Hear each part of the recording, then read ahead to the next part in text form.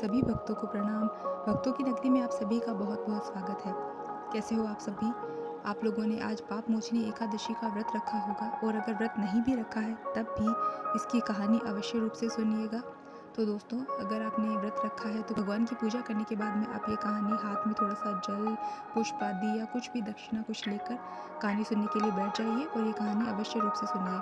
जैसा कि इस व्रत का नाम है पाप मोचनी एकादशी, तो दोस्तों इसके नाम से ही पता चलता है कि ये सभी प्रकार के पापों का नाश करने वाली है।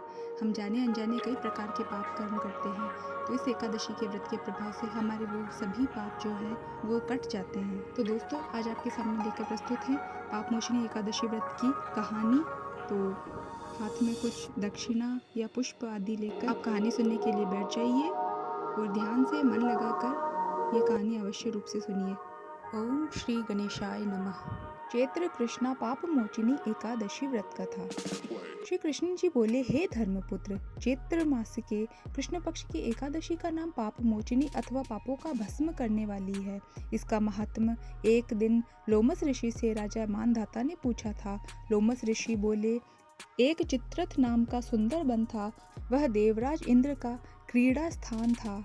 उस वन में एक मेधावी मुनि तपस्या करते थे। भगवान शंकर के भक्त थे। शंकर के सेवकों से कामदेव की जन्म से शत्रुता रहती है। अप्सराओं को साथ लेकर अपने मनमोहन संतापन इत्यादि पांचों बाणों को कस लिया। मंजुखा नाम की अप्सरा ने मुनि के मन को हर लिया। भगवान शंकर का ध्यान भूल गए। मुनि ने मन मंदिर का पति मंजुखा को बना दिया। मंजुखा के प्रेम ने मुनि का मन दीवाना बना दिया। रास विलास करते करते 18 वर्ष व्यतीत हो गए।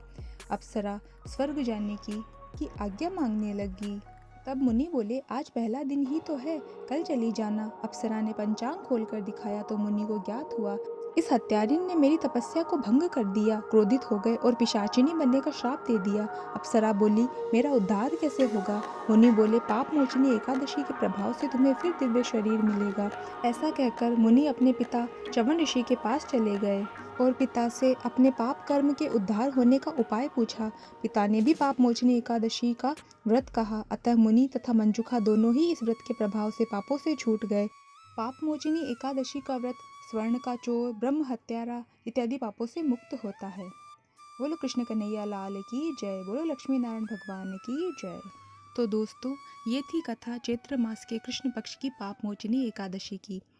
दोस्तों, कहते हैं इस व्रत के प्रभाव से बड़े पापों का भी नाश हो जाता है। ब्रह्म हत्या जैसे महापाप, स्वर्ण चोरी जैसे पापों का नाश हो जाता है। सभी प्रकार के पाप जो है हमारे छूट जाते हैं, कट जाते हैं। इसलिए ये व्रत बड़ा ही प्रभावशाली है। तो दोस्तों, आप लोगों को ये वीडियो कैसी लगी ज़रूर बताइएगा कमेंट बॉक्स में।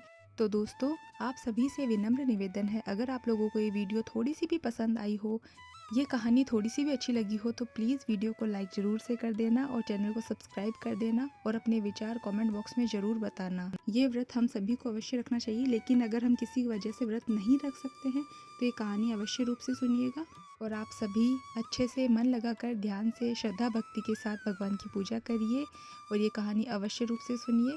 मिलते हैं नेक्स्ट वीडियो में एक नई जानकारी के साथ, एक नई कहानी के साथ। तब तक अपना ध्यान रखिए, खुश रहिए, मस्त रहिए। जय श्री कृष्णा।